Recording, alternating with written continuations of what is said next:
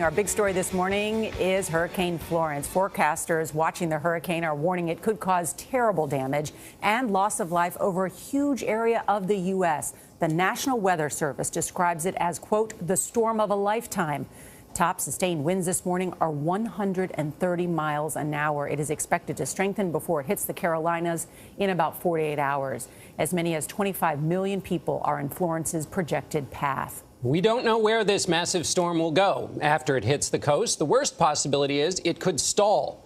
Meteorologist Megan Glaros of our Chicago station WBBM TV is here with the newest changes to Florence's track. Megan, good morning. Good morning, John. And there have been some changes, and probably not for the better. What we're looking at right now is still a Category 4 storm. This is a force of nature. Winds to 130, as you said, moving west-northwest at 17. What's happening is it's rolling over warmer waters in the Atlantic right now. That's serving to really strengthen it. Landfall looks still to be sometime early Friday, but the question is where, and does it stay off the coastline for longer? That would actually be a worse scenario as we move forward here, because if it rides off the coastline, that means you're getting the storm surge continuing, the winds continuing, the rain for a longer time period. It continues to ride down that coast, and obviously then you're also talking about a bigger area that it could be impacting most strongly. Now, we've got a ridge of high pressure on off near Bermuda, another up across parts of the United States. The problem is they're kind of combining, and so it's not giving the storm anywhere to go. It's trapped, essentially,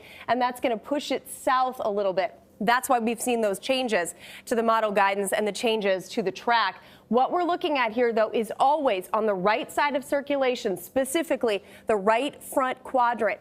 That's where we have the greatest concern for storm surge, for winds, and for tornadoes within the landfalling hurricane. We're also talking about a major rainfall event, upwards of 30 inches possible, and that area as well has expanded. So certainly something that bears watching over these next few days, Gail.